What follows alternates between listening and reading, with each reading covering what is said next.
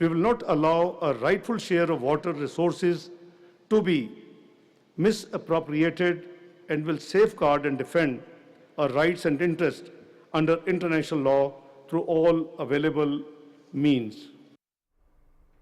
बिस्मिल्लाहिर्रहमानिर्रहीम। अस्सलाम वालेकुम नाज़रीन, प्रोग्राम में कैपिटल व्यू में हूँ आपके साथ नाज़िया खान। पानी पाकिस्तान के 24 करोड़ आवाम की लाइफ लाइन है। कोई एकतरफा तौर पर आबी जाहिरियत का मुजाहरा करते हुए यानी हाइड्रो हेजमनी के ज़रिए इसको मअतल या किसी भी तौर पर मनसूख करने का इख्तियार नहीं रखता है। ये पाकिस्तान की रेड लाइन है, इस पर किसी किस्म का कोई समझौता नहीं हो सकता। ये वो मैसेज है, ये वो नैरेटिव है, ये पाकिस्तान का दो टोक पैगाम है, मौक़िफ़ है जो आज पाकिस्तान ने इस्लामाबाद में जो मुनक्किद हुआ है इंडस वाटर ट्रीटी सेमिनार, उसके जरिए पूरी दुनिया के सामने रखा है। एक बैनुल-अक़वामी सेमिनार का इनेकाद किया गया पाकिस्तान में, इस्लामाबाद में ये सेमिनार हुआ और अब से कुछ देर कबल ही इख्तिताम पजीर हुआ है। इसमें हमने देखा कि वफाकी वज़ीर इत्तलात व नशरियात अता अल तारिक भी मौजूद थे, दीगर वफाकी वज़रा मौजूद थे। अभी आप नायब वज़ीर आज़म मोहम्मद इसहाक़ डार साहब को सुन रहे थे, चेयरमैन पीपल्स पार्टी भी वहाँ पर मौजूद थे। इसके अलावा जो दीगर बैनुल-अक़वामी माहिरीन हैं जो आबी उमूर पर एक गिरफ्त रखते हैं, फिर आलमी कवानीन को जो लोग जानते हैं, पॉलिसी मेकर्स हैं, वो सारे वहाँ पर मौजूद थे और बैनुल-अक़वामी जो अबलाग़ आमा है उसकी भी एक कसीर तादाद इस सेमिनार में मौजूद थी। अब मकसद क्या था इस सेमिनार का? इस सेमिनार का बेसिकली नाज़रीन हम अच्छी तरह जानते हैं कि भारत ने 2023 से जो इंडस वाटर ट्रीटी है उसमें उसने हिलो हुज्जत से काम ले रहा है, उस पर मुकम्मल तौर पर अमल दरामद से गुरेज़ा है। लेकिन अगर आपको याद हो 22 अप्रैल 2025 जब पहलगाम का एक नाम निहार ड्रामा किया गया भारत की जानिब से, उसके फ़ौरन बाद 25 अप्रैल 2025 को भारत ने क्या किया कि मुकम्मल तौर पर इंडस वाटर ट्रीटी से मुनहरिफ हो गया और उस पर जो अपना जो एक दोनों मुल्क इस माहिदे के तहत, क्योंकि एक बैनुल-अक़वामी माहिदा है जिसकी पासदारी दोनों जानिब से बहुत ज़रूरी है, तो वो उस पासदारी से मुनहरिफ हो गया और मुकम्मल तौर पे उस वक्त से लेकर आज तक जब मैं आपसे बात कर रही हूँ तो ऐसे इक़दामात उठा रहा है, ऐसे इक़दामात उठाने का इरादा रखता है कि जिससे ये मामला मज़ीद पेचीदा हो जाए। तो आज जो पाकिस्तान में सेमिनार हुआ है ये एक बहुत बड़ी काविश है पाकिस्तान की सिफारती और एक वसी पैमाने पर पाकिस्तान ने दुनिया को एंगेज करने की कोशिश की है, अपना बयानिया दुनिया के सामने रखने की कोशिश की है कि इस पर किसी किस्म का कोई समझौता पाकिस्तान ने न पहले पाकिस्तान कर सकता है। दुनिया को एंगेज किया है हमने। इस मौके के ऊपर वफाकी वज़ीर इत्तलात व नशरियात अता अल तारिक साहब ने क्या कहा, जरा वो सुन लीजिए। The waters of the Indus have flowed for millennia. They have witnessed transformations, yet they continue to sustain life with unwavering generosity. It is our collective responsibility to ensure that these waters remain a symbol of peace and shared prosperity for generations to come. Pakistan has consistently demonstrated its commitment to peaceful engagement and constructive dialogue and the faithful implementation of the treaty. But if an attempt is made to stop the water of Pakistan, our national leadership stands resolved to respond effectively. We will, by all means, not only protect the sanctity of this treaty, but we will do all that we can to protect the inalienable right to the water of the Indus River. जी जनाब, faithful implementation of treaty, इस पर पाकिस्तान भी यकीन रखता है और पाकिस्तान ये चाहता है, पाकिस्तान का ये मौक़िफ़ है, नैरेटिव है, ये बयानिया है कि भारत भी इस पर मिनो अन अमल करे और इसमें किसी किस्म की हिलो हुज्जत का जो है ना वो पाकिस्तान ना ही इसका पाकिस्तान मुतहम्मिल हो सकता है और ना ही पाकिस्तान इससे एग्री कर सकता है। इस पर मज़ीद बात करते हैं, मुझे एक्सपर्ट ज्वाइन कर चुके हैं। स्टूडियो में हमारे साथ मौजूद हैं डॉक्टर फ़ारूक आदिल साहब, बहुत शुक्रिया डॉक्टर साहब आपने ज्वाइन किया। उनके साथ तशरीफ़ फरमा है शनीला अमार साहिबा, शनीला आपका बहुत शुक्रिया। ऑन शराजी हमें ज्वाइन कर रहे हैं, बहुत शुक्रिया ऑन, आपने हमें ज्वाइन किया है। हुमायूं खान साहब भी हमारे साथ मौजूद हैं, तमाम एनालिस्ट का बहुत शुक्रिया। डॉक्टर साहब, वज़ीर आज़म ने पिछले साल भी अक़वाम मुत्तहिदा की जनरल असम्बली में इस मसले को बड़े मौसर अंदाज में उठाया था। सिर्फ ये एक मौका नहीं था बल्कि जहाँ जहाँ इंटरनेशनल गैदरिंग्स हुई हैं वहाँ पर वज़ीर आज़म ने और हमारे दीगर जो वफाकी वज़रा हैं उन्होंने इस पर भरपूर बात की है। आज का जो सेमिनार है ये कितना ज़रूरी था, कितना वांटेड था, ताकि दुनिया को ये पैगाम दिया जा सके कि पाकिस्तान इस मसले को सिफारती तौर पर हल करना चाहता है। अदरवाइज़ फिर DGISPR का जो पैगाम है वो बिल्कुल वाज़ेह है कि अगर आप हमारा पानी बंद करोगे तो हम तुम्हारी सांसें बंद कर देंगे। देखिए, ये जो पाकिस्तान का नुक्ता नज़र है ना नाज़िया, ये बिल्कुल दुरुस्त है कि पानी का मामला जो है हमारी रेड लाइन है और अगर इसके लिए कोई आप मसाइल पैदा करेंगे तो फिर हमारी खुली जंग है। तो ये सूरत हाल यूँ समझिए कि दुनिया की नज़र में है चंद रोज़ पहले जब ये स्विट्ज़रलैंड में बातचीत चल रही थी ईरान और अमेरिका की जंग के ज़िम्न में, तो उस मौके पर जेडी वैंस ने एक बात कही। उसने ये कहा, इशारा दिया उसने, दरअसल इंडिया को एक इशारा दिया जेडी वैंस ने, कि देखो दो बंदे मुझे अजीज़ हैं, एक इंडियन है और एक पाकिस्तानी है। और पाकिस्तानी कौन है? वो chief of defence forces field marshal Asim Munir है, और दूसरी मेरी एहलिया है। ये बात ऐसे मौके बज़ाहिर तो ये लगता है कि बड़ी एक सॉफ्ट सी बात है, हंसी मजाक की बात है, लेकिन आपको मालूम है कि दुनिया में इतने बड़े सफारती जो इवेंट्स होते हैं उसमें एक एक लफ्ज़, एक एक जेस्चर बहुत सोच समझ के दिया जाता है। जी जी। ऐसे ही कोई अलल टप बात नहीं होती।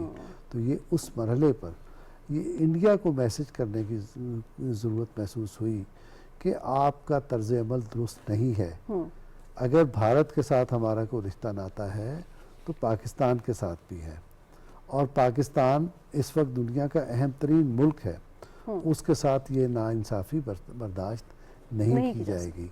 आप ये भी जानती हैं कि उसके बाद ये ख़बरें आईं, ये अगरचे ये भारतीय मीडिया में की गई, इन्होंने क्या कहते हैं उनकी इस्टेब्लिशमेंट ने या एजेंसीज़ की छोड़ी हुई खबरें थी कि जी वो ट्रैक 1.5 टॉक्स हो रही हैं, उसमें सबसे अहम मसला पानी का था और वगैरह वगैरह। जवाब में इंडिया ने ये कहा कि जी आप ठीक है, हमारी फ़िज़ाइया को मौक़े दे दें।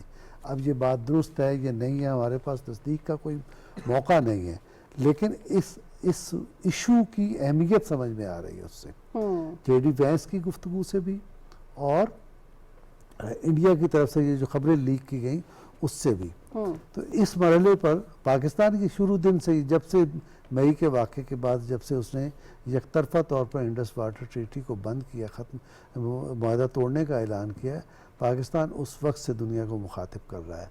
और इस वक्त ज़रूरत थी कि पाकिस्तान एक जारहाना डिप्लोमेसी के ज़रिए दुनिया के सामने ये मसला पेश करे, और पाकिस्तान ने उसकी इब्तिदा की है। ये इब्तिदा है, अभी आगे जाके पाकिस्तान की कैंपेन जो सफारती कैंपेन होगी वो मज़ीद आगे बढ़ेगी और दुनिया इसकी तरफ मुतवज्जो होगी। छोटी छोटी दो जुमलों में मैं एक दो बातें और कहना चाहता हूँ।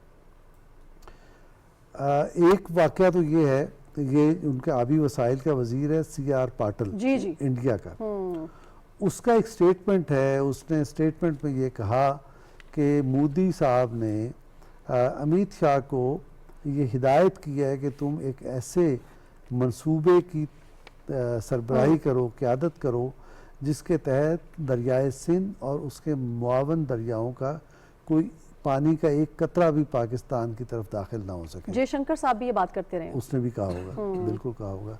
एक बात ये है। दूसरी बात, एक इंटरनेशनल प्रोटोकॉल है, मुआहदा है कि जो नीचे डाउन स्ट्रीम में रहने वाले लोग हैं उनकी ये ज़िम्मेदारी है कि अप स्ट्रीम के लोगों को ज़रूरियात ज़िंदगी में सहूलत फराहम करें ताकि वहाँ पानी के ज़खायर बरकरार रहें और ग्लेशियर्स तबाह ना हों।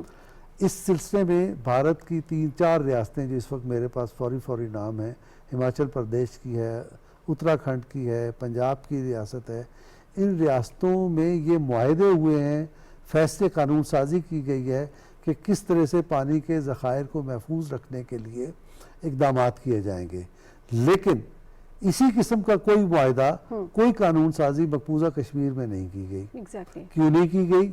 इसलिए नहीं की गई कि ये एलानिया बात है उनकी कि यहाँ से तो सारा पानी पाकिस्तान चला जाता है, लिहाजा इससे यहाँ कोई इक़दाम करने की ज़रूरत नहीं। एक बहुत बड़ा ग्लेशियर है, इसको मुश्किल सा नाम है थजवासन ग्लेशियर। थजवासन ग्लेशियर दुनिया के बड़े ग्लेशियर्स में से एक था जो पानी फराहम करता था इस खित्ते को, और वहाँ इतनी एक्टिविटी की है, ख़ास तौर पे जो मजहबी इंतहा पसंदी की, ये जो रथ यात्रा होती है इनकी, रथ यात्राएं वहाँ हुई हैं, वहाँ उनकी आबादी बढ़ी है, वहाँ एक्टिविटी बढ़ी है। नतीजा ये निकला है कि थजवासन ग्लेशियर जो है वो सिकुड़ के वो यानी सैकड़ों किलोमीटर तवील ग्लेशियर था जो सिकुड़ के चंद किलोमीटर पर रह गया है। मेरे कहने का मतलब यह है कि भारत एक तरफ तो रास्ता रोक रहा है, भारत इंटरनेशनल जो प्रोटोकॉल्स है इंडस खिलाफवर्जी कर वाटर रहा है। उनको तोड़ रहा है। ठीक है। दूसरी तरफ पानी के जखायर को एक मनसूबा बंदी के तहत खत्म कर रहा है। ये बहुत बड़ा इंसानियत के खिलाफ जुर्म है। इसके खिलाफ दुनिया को आगाह करना भी ज़रूरी है और दुनिया को इस पर अपने कान भी खड़े करने। बिल्कुल ठीक है। शर्मिला, अभी डॉक्टर साहब ने बयानात का हवाला दिया जिसमें सियाल पटेल हैं, फिर अमित शाह हैं, फिर उसके अलावा जयशंकर की बात है। ये जितनी भी बयानात हैं ये उसी तसलसल की एक कड़ी है जो हम देख रहे हैं मोदी सरकार 2016 से गढ़ती आई है। और ये वो बयानियाँ हैं जिसकी गर्दानते वो रहे हैं कि हम पाकिस्तान को पानी का एक कतरा भी नहीं देंगे। तो ये वो हम देख रहे हैं कि अब वो अब प्रैक्टिकली उस तरफ जा रहे हैं। लेकिन बात यह है कि भारत अब दोबारा बार बार ये कोशिश कर रहा है कि पाकिस्तान के साथ या तो ये मुआहदा मुअत्तल रहे या फिर इसको रीनिगोशिएट किया जाए। तो रीनिगोशिएशन की क्या वजूहात हैं जिसकी वजह से वो ये चाहता है कि ये रीनिगोशिएट हो? और पाकिस्तान तो अपना मौक़िफ़ बिल्कुल दुनिया के सामने रख चुका है कि ये आलमी मुआहदा है, ना एक तरफा तौर पर इसको मुअत्तल किया जा सकता है, ना इस तरह से रीनिगोशिएट किया जा सकता है। तो फिर इसको अब किस तरह से आगे बढ़ता देख रही है मामले को? बहुत शुक्रिया नाजिया। नाजिया देखें, ये जो है ना, ये तो बहाने बनाए जा रहे हैं कि रीनिगोशिएट हम कर लेते हैं। जाहिर है जब आप उसको रीनिगोशिएट करने जाएंगे तो पाकिस्तान भी तो अपना मौक़िफ़ वहाँ पे रखेगा ना, और पाकिस्तान भी तो अपने कंसर्न्स रखेगा, और पाकिस्तान को जो जरूरत है वो भी सामने रखेगा ना कि आप इंडस वाटर्स को नहीं रोक सकते हैं। ये बैनुल-अक़वामी मुआहिदा है। अगर आप इसको पढ़ें तो इसके अंदर कोई ऐसा तरीकाकार वाज़ेह नहीं है कि जिसके जरिए कोई एक बंदा इसको मुअत्तल कर सकता है। ये तरफा तौर पे नहीं हो सकता। और अगर कहीं पे भी तनाज़ा होगा तो आपको बैनुल-अक़वामी सालिस के पास जाना पड़ेगा जो जाके इसको हल करेगा। और आलमी बैंक है, बिल्कुल वर्ल्ड बैंक इसके अंदर जामिन बना हुआ है। तो ये एक तरफा तौर पे कार्रवाई नहीं हो सकती। ये इंडिया का जो इंतहा पसंद वहाँ पे हुकूमत आई हुई है बीजेपी की, इनका शुरू से यही तरीकाकार है। पहले ये पहलगाम जैसे, पुलवामा जैसे ड्रामे करते रहे, उन ड्रामों के जरिए दुनिया को पाकिस्तान के खिलाफ करने की कोशिश कर रहे थे और उसके जरिए इन पाकिस्तान के खिलाफ अटैक करने का प्लान बनाते रहे हैं। लेकिन इनके प्लान जो है वो जाहिर है धुरंधर जैसी मूवियों के अंदर हो सकते हैं, लेकिन जब असल में आते हैं, प्रैक्टिकली आते हैं, तो फिर इनको मुंह की खानी पड़ती है, जो कि इन्होंने पिछले साल 10 मई को खा ली थी। उसकी हजीमत है, खफत है, वो जब वो मिटाने के लिए इस तरफ इंडस वाटर ट्रीटी की तरफ आ जाते हैं। कुछ चीजें देखें कि दुनिया के अंदर आलूदगी फैलाने वाला तीसरा बड़ा मुल्क है इंडिया। इनके मुल्क की आबादी बेतहाशा जो बढ़ती जा रही है, कोई इनके पास प्लानिंग नहीं है कंट्रोल करने के लिए। 50% से ज्यादा जो इनकी आबादी, उनके पास वॉशरूम जो है वो नहीं है। पैसा सारा जो है वो डिफेंस के ऊपर लगा रहे हैं, हर जगह पे जंगी जुनून में मुब्तला है। कभी चाइना के साथ मसला क्रिएट करते हैं, कभी बांग्लादेश के साथ करते हैं, कभी नेपाल के साथ इनको मसला हो रहा है, श्रीलंका के साथ हो, तो पाकिस्तान के साथ तो इनको रहता ही है। तो प्लानिंग कोई नहीं है। अकलियतों को इन्होंने अपने मुल्क के अंदर तंग किया हुआ था, तो और एक्सपोर्ट ये करते हैं टेररिज्म को। ये वो सारी चीजें हैं जिनसे लोगों का ध्यान हटाने के लिए कोई ना कोई काम ये करते रहते हैं। अब इन्होंने इंडस वाटर ट्रीटी की तरफ किया हुआ है। उसको रोकने के लिए, पानी रोकने के लिए इनको बहुत बड़ा इंफ्रास्ट्रक्चर बनाना पड़ेगा। वो इंफ्रास्ट्रक्चर बनाने में भी इनको सालों लगेंगे। और दूसरी बात यह है कि अगर पाकिस्तान अपने मुल्क का दिफा कर सकता है तो पाकिस्तान अपने मुल्क के लोगों की जिंदगी का तहफ़्फ़ुज़ जो है ना, वो जो पानी उनकी लाइफ लाइन है उसका तहफ़्फ़ुज़ भी करेगा। क्योंकि हमारे मुल्क के जो एक बहुत बड़ी आबादी जो है वो ज़राअत के साथ मुंसलिक है। तो पानी हमारी ज़रूरत है, ज़राअत के लिए भी ज़रूरत है और वैसे भी इंसानी ज़िंदगी के लिए पानी बहुत ज़रूरी है। तो पानी को इस मुआहदे में कोई इबाहम तो है नहीं, यानी कि 1960 में होने वाला जो कराची में ये मुआहदा है, ये बिल्कुल वाशगाफ अल्फाज में कहता है कि मशरकी 3 दरिया भारत के हैं और मगरबी जो है पाकिस्तान के हैं। इसमें कोई इबाहम तो नहीं है। और ये जितनी भी जंगें हुई, हम सुबह से हम सेमिनार में ये बात भी सुन रहे थे कि पाकिस्तान और भारत के दरमियान जितनी भी जंगें हुई उसमें कभी ये मुअत्तल नहीं हुआ। तो अब ये मुअत्तल होना और इसको इतना परसिस्टेंटली वो आगे लेकर चल रहा है, फिर चनाब में वो डैम्स भी बना रहा है, तो ना ही उसने आलमी सालिस को इसमें शामिल किया, ना पाकिस्तान से कोई कंसल्ट किया। तो ये अपने तौर पे एक तरफा इक़दाम है। ये ज़हनी फतूर है, नीयतें खराब हैं, फितना परस्त वहाँ पे एक जो है पार्टी जो है वो आई हुई है। अब देखें ना, जब नेतन्याहू को और मोदी को क्या कहा जाता है, उनको कहा जाता है ना इंसानियत के कातलों का इकट्ठ है ये, इन दोनों का मिलाप जो है वो आपस में। तो जाहिर अपने मुल्क के अंदर अकलियतों को खिलाफ जो कुछ कर रहे हैं, मकबूजा कश्मीर में जो कुछ वो कर रहे हैं, तो उस वो जुर्म कर करके उनकी जो हवस है वो खत्म नहीं हो रही है, वो मजीद बढ़ती जा रही है। अब वो इस तरफ आ रहे हैं कि आप एक 24 करोड़ जो लोग हैं, आप उनका पानी रोक के उन लोगों की जिंदगियां जो वो खतरे के अंदर डाल दें। लेकिन उनको ये पता होना चाहिए कि पाकिस्तान के अंदर ऐसी फौज मौजूद है, पाकिस्तान के अंदर ऐसी हुकूमत मौजूद है जो अपने मुल्क के अवाम का दिफा करना जानती है। और वैसे भी पाकिस्तान जो आजकल जो पाकिस्तान का इमेज बना हुआ है दुनिया के अंदर, जिस तरह पाकिस्तान को पजराई मिल रही है, जिस तरह सारी दुनिया पाकिस्तान को सराह रही है, तो उनको ये चीज भी जो है वो अच्छी तो नहीं लग रही है। तो इस वजह से भी ये सारी बात जो है वो कर रहे हैं। लेकिन पाकिस्तान को अपना मुकदमा लड़ना आता। अब ये जो सेमिनार हुआ है, इसके अंदर इंटरनेशनल माहिर जो है वो आके बैठे हैं, वो क्या करें, वो पाकिस्तान के हक में ही बात करें। और वो ये बात कह रहे हैं कि हम इंडिया को बहुत पहले से ये वार्न कर रहे हैं कि आप ये काम नहीं कर सकते और आप ऐसा काम ना करें जो कि आप चाहते हैं कि आपके साथ भी कोई ना करे। अगर आप ऊपर से पानी वो रोकते हैं पाकिस्तान नीचे, तो आपके ऊपर चाइना भी बैठा हुआ है। अगर आप इस तरह बैनुल-अक़वामी कवानीन की धज्जियां उड़ाएंगे या उनको अपने पांव के तले रोन देंगे, तो कल को आपके साथ भी ये सारा कुछ होगा। फिर आप उसको रोक नहीं सकेंगे, फिर आप जो है उसकी वावेला नहीं कर सकेंगे और ना इंटरनेशनली जाके आप इस बात को पे अपने लिए कोई सिंपैथी ले सकेंगे, क्योंकि आपने खुद ये काम किया हुआ है। तो बेहतर ये है कि जो वहां पे हुकूमत बैठी हुई है उसको अब सोच समझना चाहिए कि वो चाह क्या रही है दुनिया के अंदर, अपनी आवाम का भला चाह रही है कि नहीं चाह रही। जो 50% से ज्यादा लोगों के पास वॉशरूम में भी उनका भला कर ले, जो आपकी दुनिया 70% से ज्यादा जो खतरे गुर्बत से नीचे है, जाके उनकी आबादकारी के लिए कोई काम कर ले। वो एक स्टेट है जहां पे लोग कीड़े मकोड़े खाने के लिए मजबूर हैं, इतनी ज्यादा गुर्बत है। तो बेहतर यही है कि आप जो अकलियतों के साथ करें, और उसकी वजह से आप दुनिया में जहां जाते हैं आपसे सवालात होते हैं, आपको खफत उठानी पड़ती है। पानी की तरफ आप आ गए, पाकिस्तान के साथ आप हमेशा जो है अपने मसले क्रिएट करने की कोशिश कर रहे होते, तो उससे बेहतर यह है कि आप मसलों को हल करने की तरफ जाएं, ताकि आपकी आवाम, मुझे यही लग रहा है कि मोदी सरकार के वो आखिरी दिन है, उन आखिरी दिनों के अंदर जो है वो शमा बुझने से पहले जो फड़फड़ाते हैं वो काम ये कर रहे हैं, लेकिन वो अपने मकसद में कामयाब नहीं होंगे। जैसे पहले मुंह की खानी पड़ी, अभी भी खानी पड़ेगी उनको। ठीक है शाहिद साहब, मैं आपके सवाल छोड़े जा रही हूँ, फिर उसके बाद हम ब्रेक पे जाएंगे, ब्रेक से वापस आएंगे, आप इसको आंसर कीजिएगा। क्या मौक़े हक से भी भारत ने कोई सबक नहीं सीखा जो दूसरे मुहाज की तरफ चल पड़ा है? दूसरी बात यह है कि अगर उसने कोई डैम्स बनाने थे या उसके कोई तहफ़्फ़ुज़ात हैं नाम निहाद जिस पर वो बात कर रहा है, तो आलमी बैंक जो आलमी ज़ामिन है उससे कोई कंसल्ट क्यों नहीं किया? पाकिस्तान को ऑन बोर्ड क्यों नहीं लिया? आलमी कवानीन की इस तरह से धज्जियां उड़ा दी। आपको याद होगा गालिबन पिछले माह ही जो सालिसी है आलमी अदालत की, उसने इस पर अपना एक पूरा मौक़िफ़ दिया है, बयानिया दिया है कि भारत एकतरफा तौर पर किसी भी तरह से इस मुआहदे को मुअत्तल नहीं कर सकता। लेकिन भारत जो है वो मुसर है इस बात के ऊपर कि जो वो इक़दाम कर रहा है वो मुसलसल उठाता रहेगा।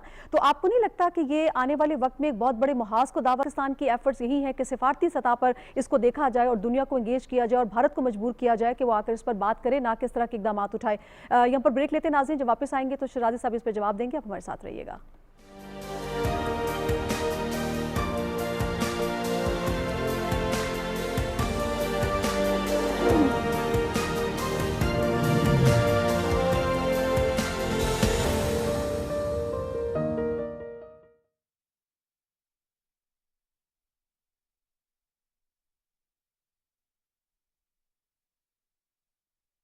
अल्लाहु अकबर, अल्लाहु अकबर, अल्लाहु अकबर,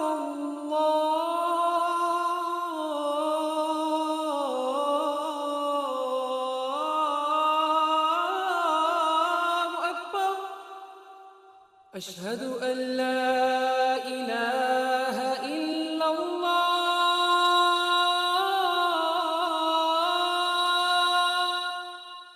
अशहदु अल्ला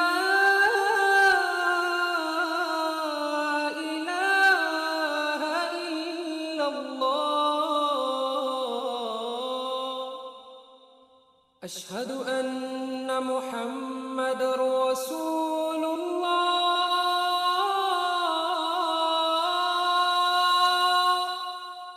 अशहदु अन्ना मुहम्मदर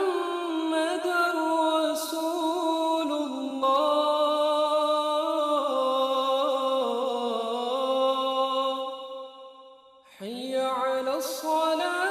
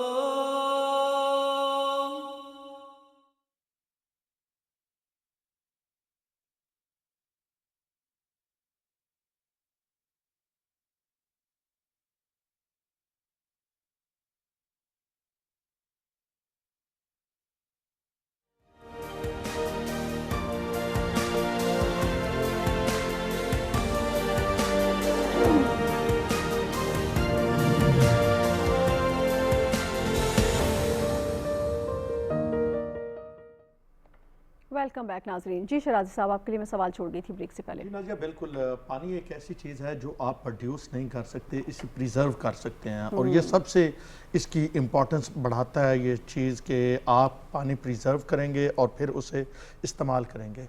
ज़रा इंडस वाटर ट्रीटी की तरफ आते हैं। ये ट्रीटी क्यों करना पड़ा? क्या ये एक दिन में हुआ, 10 दिनों में हुआ? नहीं, 1948 में पहली बार भारत ने पाकिस्तान का पानी रोका था और वो भी अप्रैल का महीना था जब रोका गया। तो 10 साल तक पाकिस्तान और भारत के माबैन इस इशू पे गुफ्तगू होती रही।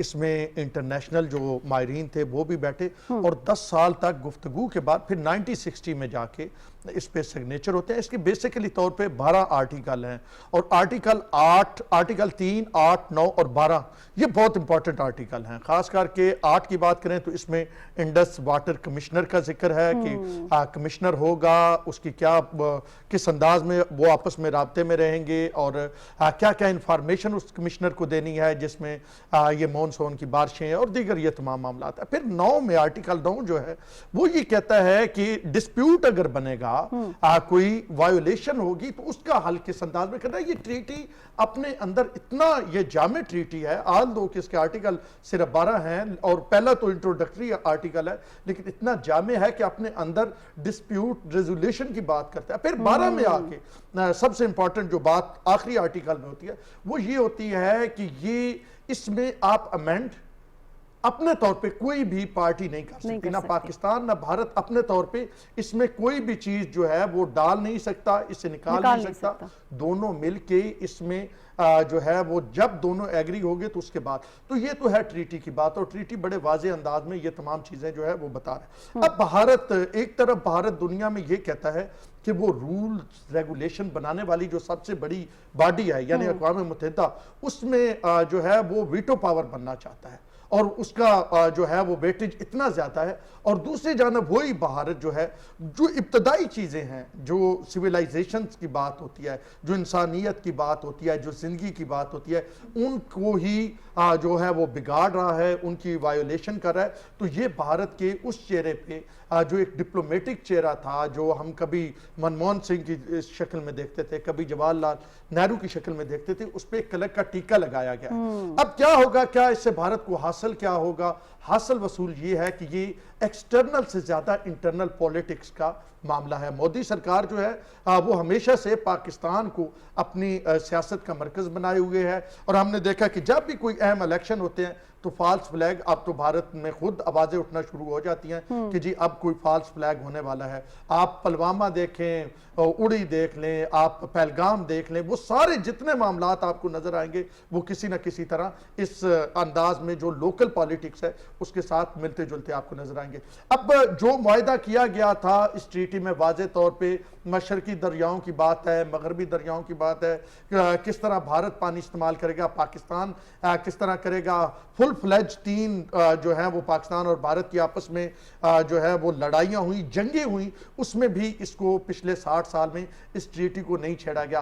अब इस ट्रीटी को छेड़ा गया है तो इसका वाज़े मतलब है कि भारत इंटरनल मामलात को एक्सटर्नल सतह पे लेके आना चाहता है। और दूसरा आर्बिट्रेशन की बात करें, जो ये ट्रीटी उसमें एक आर्बिट्रेशन का आर्टिकल भी मौजूद है, उसकी बात करता है। तो 2025 में जो है आर्बिट्रेशन कोर्ट ने पाकिस्तान के हक में फैसला दिया। 2026 में भी इसी तरह की बात हमारे सामने आई। तो इस वक्त जो पाकिस्तान सफारती कोशिश कर रहा है, पाकिस्तान का पहले से सफारती कद बहुत बड़ा दुनिया में बड़ा है और भारत बिल्कुल आइसोलेट होता हुआ नजर आया है। तो पाकिस्तान की ये कोशिश है कि इस मामले को साहब, ये भी तो एक हकीकत है ना कि मुसलसल ये बात भी कही जाती रही खासतौर पर बीजेपी हुकूमत की जानिब से कि नेहरू ने जो ये मुआहदा किया है ये बिल्कुल ठीक मुआहदा नहीं है, हमारे हक में नहीं जाता, इसको हमने रीनेगोशिएट करना है। तो इसमें कहाँ इबाहम है जहाँ रीनेगोशिएशन की जरूरत पड़ रही है? अच्छा, इसमें भी इंटरनल पॉलिटिक्स ज्यादा है। ये कांग्रेस को बैशिंग करना और थ्रू आउट अगर आप देख लें नेहरू साहब की आप इनकी तकरीरें आप मोदी साहब की देखें तो हमेशा से सिर्फ इस मामले पे नहीं, वो नेहरू पे बहुत ज्यादा तनकीद करते हैं, फिर वो जो गांधी खानदान है उस पर बहुत ज्यादा तनकीद करते हैं। तो ये इंटरनल पॉलिटिक्स है भारत की, जिसमें आपने देखा कि मुसलसल जो है वो तनकीद की जाती है। लेकिन अगर इस पे दोबारा बातचीत की जानी है तो क्या दोबारा बातचीत की जानी है? पाकिस्तान तो ये कहेगा कि हमें 6 के 6 दरिया चाहिए।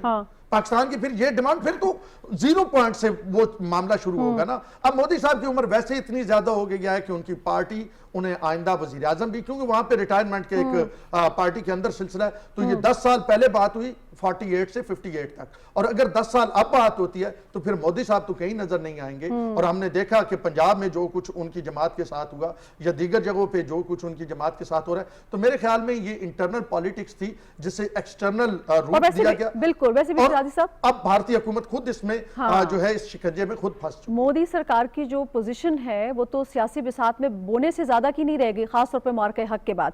हमारे साहब, हम चीन का मौक़िफ़ भी हमें सेमिनार में नज़र आया।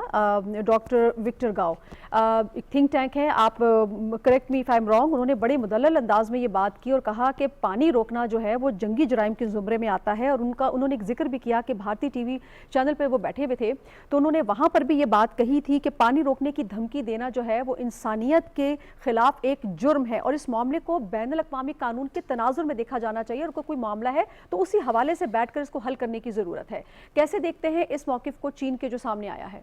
जी थैंक यू नाज़िया। चाइना का जिसका भी आप जिक्र कर रही हैं, विक्टर गाओ उनके एक प्रेसिडेंट हैं centre for globalisation and strategic affairs के, बीजिंग बेस्ड है और बड़ा मशहूर थिंक टैंक है। जी जी।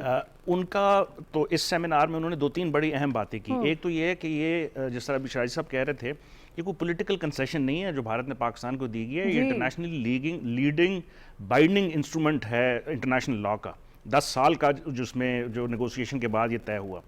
तो उन्होंने यही कहा कि ये पॉलिटिकल कंसेशन नहीं है, ये इंटरनेशनल लॉ है और ट्रीटी है। अभी डॉक्टर साहब जिस चीज़ का जिक्र कर रहे थे, जो अपर रिपेरियन स्टेट्स होती हैं उनकी ऊपर रिस्पॉन्सिबिलिटी होती है कि डाउन जो रिपेरियन स्टेट्स हैं उनका ख्याल रखें, उनकी लाइफ टाइम उनकी जो वाटर कंजर्वेशन, उनकी एग्रीकल्चर, उनकी फूड सिक्योरिटी, उनकी हेल्थ सिक्योरिटी, उससे बहुत ज़्यादा इफेक्ट होती है, इकोलॉजिकल फैक्टर्स होते हैं।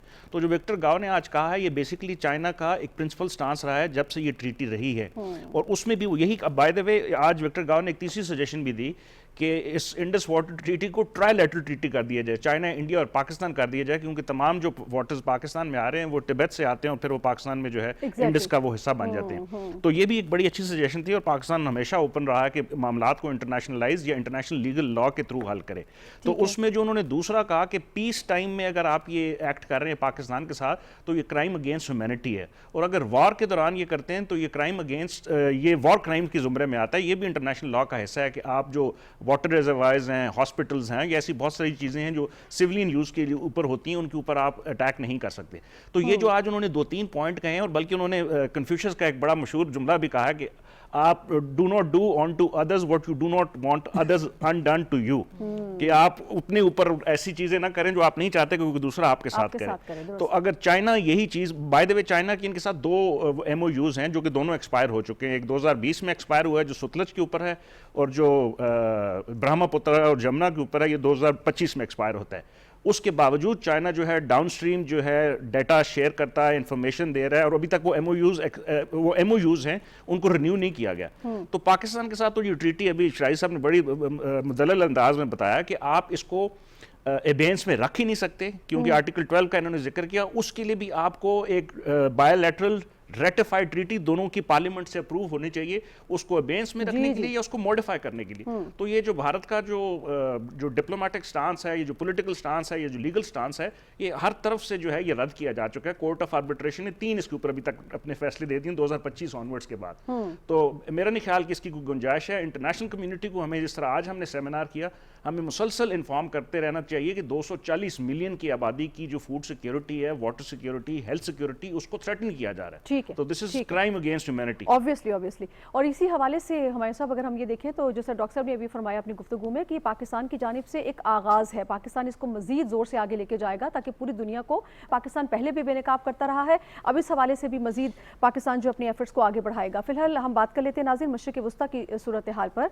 Islamabad memorandum of understanding sign होने के बाद और जो बर्गन स्टॉक है वहाँ पर मामलात को आगे बढ़ाने के बाद मशरिक़ वस्ता में जो तीसरी जंग की जो कैफियत हमें नज़र आ रही थी, पाकिस्तान की उम्दा और बरवक्त जो सिफारती काविशें हैं उसकी बदौलत वो बादल तो छट गए हैं, लेकिन अभी भी मामला हमें गुमगू की सूरत हाल में नज़र आता है। ख़ासतौर पर जब हम ये बात करते हैं कि all the disasters come from the mouth, तो ये बिल्कुल यहाँ पर साबित हम देखते हैं कि ये मुहावरा होता है, क्योंकि जैसे ही मामलात आगे बढ़ते हैं फिर हम देखते हैं कि कोई ना कोई ऐसे बयान बयानात आ जाते हैं जिसकी वजह से फिर मामला जो है वो कशीदगी की तरफ जाते हैं। अभी भी ये कशीदगी बरकरार है। ईरान और अमेरिका के दरमियान कतर में यानी कि दोहा में मुज़ाकरात तय थे। अभी तक मुज़ाकरात का कोई फाइनल स्टेटस हमारे सामने नहीं आ पाया है, लेकिन हमने जो व्हाइट हाउस की तर्जुमान है उन्होंने ये बताया कि जैरेड कुशनर हो या स्टीव विटकॉफ हो वो दोहा में मौजूद हैं। ईरान की जानिब से कहा गया है कि ख़ास तौर पर अगर मैं इसका जिक्र करूँ रेफरेंस के साथ, ईरानी वज़ारत ख़ारजा के तर्जुमान इस्माइल बकाई ने जो रिसेंट बयान दिया, उन्होंने कहा है कि अमरीकी नुमाइंदों से दोहा में किसी भी मुलाकात का कोई मंसूबा नहीं है। इस सारे मामले में नाज़रीन आबनाए हुर्मुज़ को बड़ी ख़ास अहमियत हामिल है, क्योंकि यही वो सारी चीज़ें हैं जहाँ से मामला जो है वो ट्रिगर करते हुए नजर आते हैं। ख़ास तौर पे जब हम ईरान की बात करते हैं तो ईरान ये कहता है कि उस पर टोटल हक जो है वो ईरान का है और किसी भी और मुल्क की उसमें वो मुदाखलत को बर्दाश्त नहीं करेगा। यही वजह है कि हम देखते हैं कि फिर अमेरिकी सदर डोनाल्ड ट्रंप का कोई बयान सामने आता है और फिर हालात जो है वो दोबारा उस तरफ जाते हुए हमें नजर आते हैं। बहरहाल अच्छी बात यह है कि मुज़ाकरात चाहे किसी भी सिचुएशन में हो आगे बढ़ रहे हैं और जो आगे जाने का वो जो रास्ता है वो किसी तरह से रुका नहीं है। यही वो काविश थी जो पाकिस्तान चाहता था और यही वो डगर है जिस पर दोनों मुल्क जो है वो चल पड़े हैं। ठीक है, मामला थोड़े मुश्किल हैं, लेकिन उम्मीद यही की जाती है कि जो 60 दिन का पीरियड है ये भी बखैर आफियत गुजरे और कोई हमें सही फॉर्म जो है वो MOU की हतमी माहिदे की सूरत में नजर आए। दूसरी जानिब हम अगर आपको आगाह करें तो चीन के नायब सदर होंग जिंग से सऊदी अरब के वज़ीर ख़ारजा शहजादा फैसल बिन फरहान आल सऊद ने बीजिंग में मुलाकात की है और जो मामलात हैं ग्लोबली और ख़ास तौर पर जो खित्ते की सूरत हाल है उस पर भी तबादला ख्याल हुआ है। इस पर भी बात करते हैं। डॉक्टर साहब, मशरिक़ी वस्ता की सूरत हाल जो है अभी तक हतमी तौर पर यकीनी तय तो नहीं है, गो के एक बहुत बड़ा ख़तरा तसादुम का वो तो रुक गया है, लेकिन अब आप मामलात को आप कैसे आगे बढ़ता देख रहे हैं? दोहा की मुज़ाकरात की अभी कोई स्टेटस फाइनल नहीं आया। बुनियादी बात वही है जो आपने कह दी कि जंग रुक गई है और आगे बात समझ में नहीं आ रही। तो यही सूरत हाल है और इसी सूरत हाल में वो जैसे कहते हैं ना घुट घुट के जीना या कदम कदम चल के आगे बढ़ना, इसी तरह से ये मामला आगे बढ़ेगा।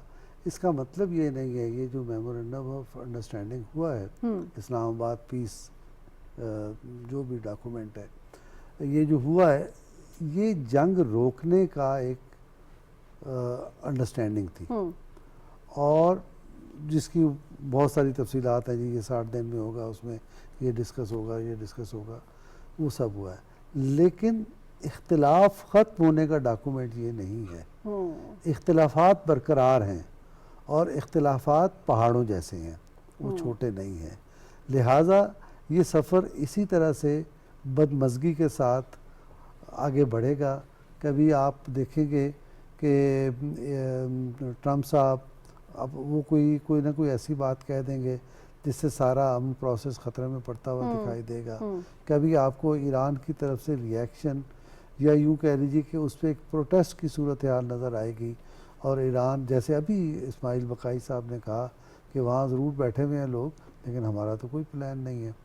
लेकिन ईरानी ज़राए की तरफ से एक ऐसी भी खबर है कि अच्छा ये बात जो वो कह रहे हैं वो तो नहीं, लेकिन ये बात डिस्कस हो सकती है वहाँ जाके, इस तरह की कुछ डिटेल्स भी हैं।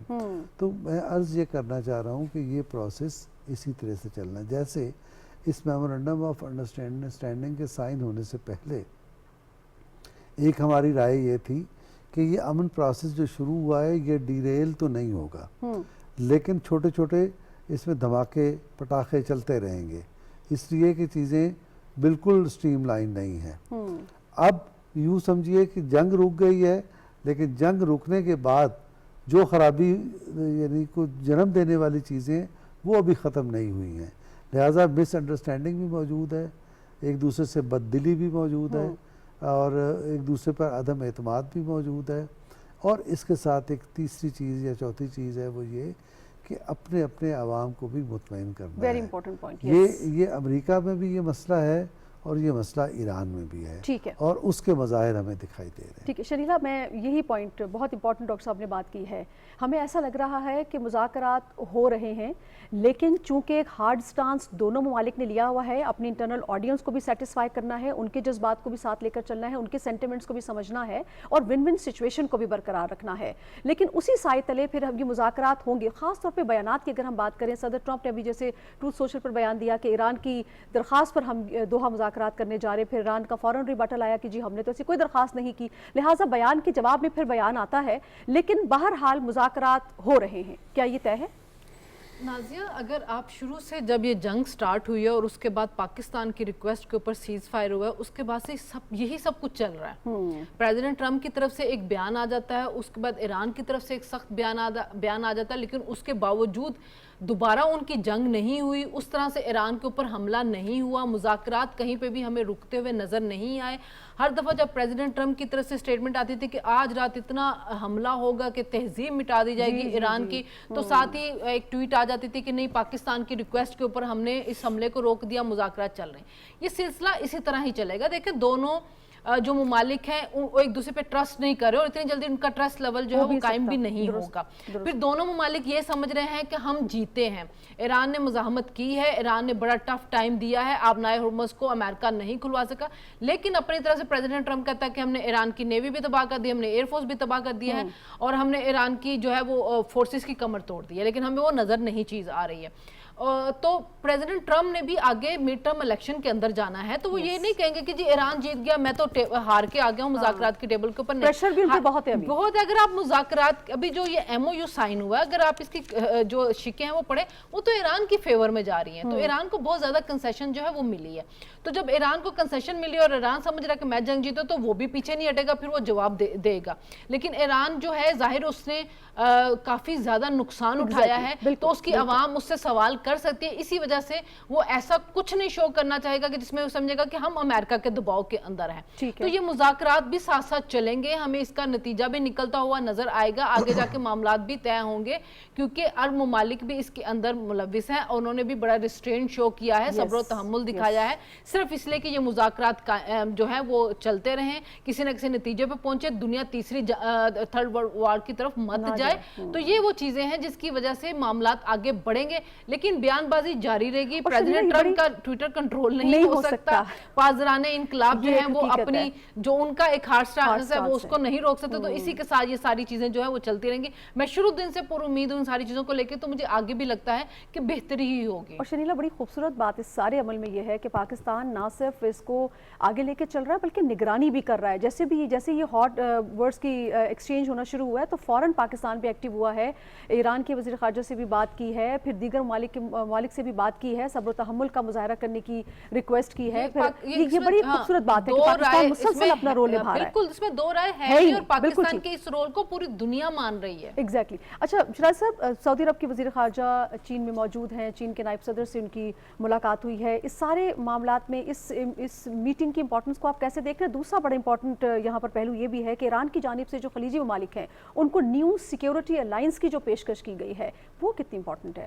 अच्छा, पहले तो अगर चीन की बात करें तो चीन इसमें बड़ा मेन प्लेयर है, मेजर प्लेयर है चीन। और चीन ने पीछे बैठ के बड़ी, जिस तरह चीन का तरीका है कि वो कन्फ्लिक्ट के हिस्सा नहीं बनता, सामने नहीं आता। उसकी कोशिश ये होती है कि कन्फ्लिक्ट किसी न किसी तरह रिजॉल्व हो और चीज़ें जो है वो नॉर्मल चलें। नॉर्मल चीज़ें चलेंगी तो दूसरे मुल्क भी तरक्की करेंगे और चीन के लिए भी उसमें फ़ायदा होगा। तो चीन मुसलसल इस तमाम मामले में राब्ते में रहा है थ्रू पाकिस्तान। पाकिस्तान एक चीन का वो दोस्त है जिस पे चीन दुनिया में सबसे ज्यादा ट्रस्ट करता है। पाकिस्तान के थ्रू भी चीन राब्ते में रहा और चीन डायरेक्टली तौर पे भी मुख्तलिफ मुस्लिम ममालिक के साथ राब्ते में रहा। और आपने देखा कि ईरानी वजीर खारजा बड़े मुसलसल दौरे चीन के करते रहे। और मैं चाइना में था लास्ट ईयर जब चाइनी वजीर खारजा ने जो ईरानी वजीर खारजा ने चीन का दौरा किया था, और उस हवाले से बड़ी जो है डिटेल में ये तमाम चीज़ें जो है वो डिस्कस हुई थी। तो चीन तो मुसलसल अपना रोल जो है वो अदा कर रहा है और वो करता रहेगा।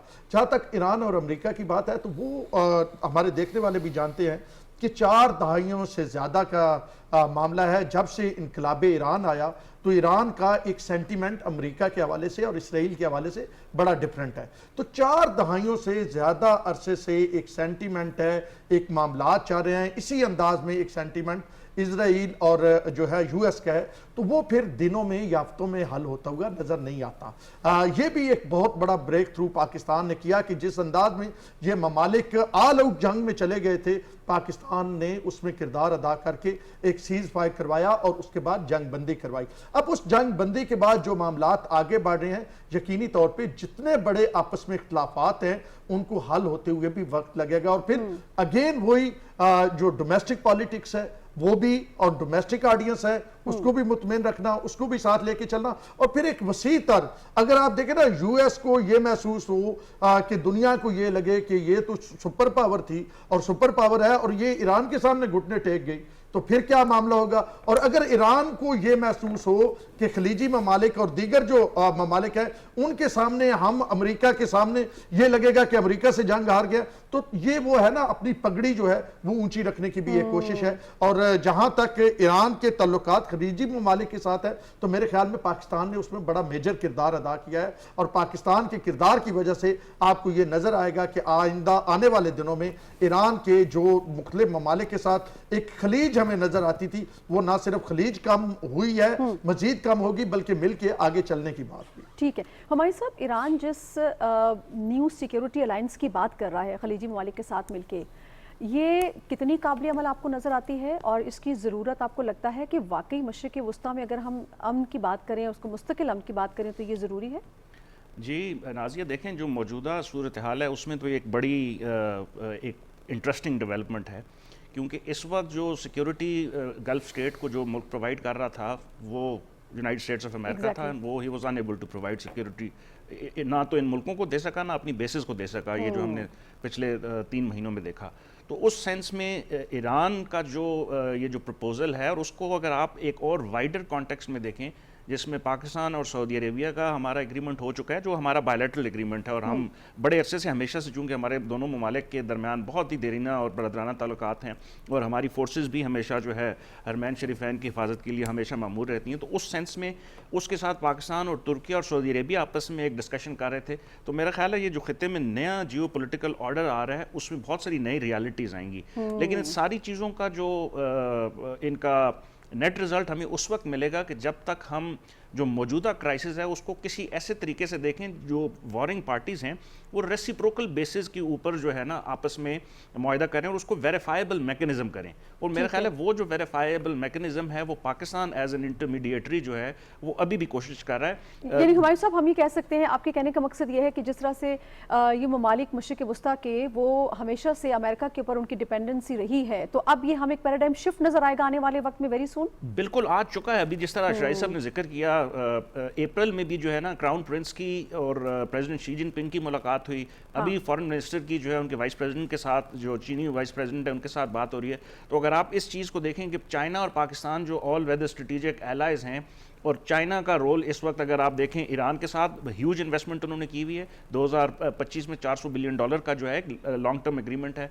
सऊदी अरेबिया और अब जो है चाइना जो है वो आपस में जो है बायलैटरल अपना एक्सपेंशन कर रहे हैं, एग्रीमेंट्स कर रहे हैं। उसके अलावा जो है बहुत सारी जो जंगी असलाह है उसकी आपस में जो है तरसील की ऊपर भी गुफ्तगू हो रही है। तो इस सेंस में ये जो नया सिक्योरिटी आर्किटेक्चर आपको बनता हुआ नज़र आ रहा है उसमें प्रॉबली यूएस का रोल शायद इतना ज़्यादा ना रहे जितना आज से पहले था, लेकिन ये बाकी जो रीजनल प्लेयर्स हैं ये एक नया सिस्टम क्रिएट कर रहे हैं जिसमें एक बड़ा कॉम्प्रिहेंसिव किस्म का और ऐसा वेरीफाइबल मैकेनिज्म हो कि ताकि ये वाला जो क्राइसिस हमने देखा है ये दोबारा अगले आइंदा आने वाले सालों में ना इसमें फिर इसराइल कहाँ स्टैंड करेगा? वो तो बहुत बिलबिला रहा है, तिलमिला रहा है और फौरी तौर पे वो चाहता है कि कुछ हो जाए ऐसा कि वापस सारी सिचुएशन पलट जाए, और प्रेशराइज भी कर रहा है वो सदर, ये जो है हमारे अमेरिकी सदर को। तो वो अभी तक कामयाब तो उसमें हुआ नहीं है, लेकिन उसकी शरारतें जारी हैं। देखें शरारतें भी जारी हैं, और उन्होंने जो 26 जून को एग्रीमेंट किया है वाशिंगटन में, इजराइल, लेबनान और यूएस ने $100 मिलियन ह्यूमैनिटेरियन एड दे के एक उस जो उनका जो MOU है उसकी जो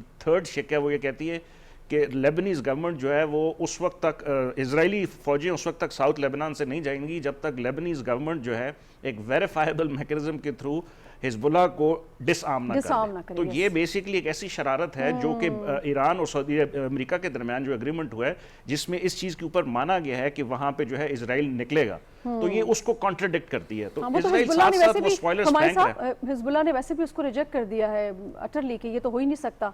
हिजबुल्लाह ने भी रिजेक्ट किया और ईरान ने भी उसको रिजेक्ट किया है, इन द सेंस कि इन्होंने जो पाकिस्तान, सऊदी अरेबिया, ईरान और अमेरिका के दरमियान जो एग्रीमेंट होता है उसमें इस शक के ऊपर कोई ऐसी बात नहीं होती, और उसमें वो ये लिखते हैं कि इजराइल जो है वो यूनिलैटरली जो है वो साउथ लेबनान से निकल जाएगा। तो ये वो कॉन्ट्रडिक्ट कर रहे हैं, और आप जिस स्पॉइलर का जिक्र कर रही हैं वो मुसलसल वही हरकतें कर रहे हैं। ठीक है, बहुत शुक्रिया डॉक्टर साहब, आपका बहुत शुक्रिया, शनीला आपका बहुत शुक्रिया, और शिराज साहब आपका बहुत शुक्रिया, हुमायूं खान साहब आपका शुक्रिया। नाज़रीन, आपने प्रोग्राम देखा, अपने फीडबैक से आगाह कीजिएगा। आज के लिए इतना ही दीजिए, अल्लाह ने के बाद।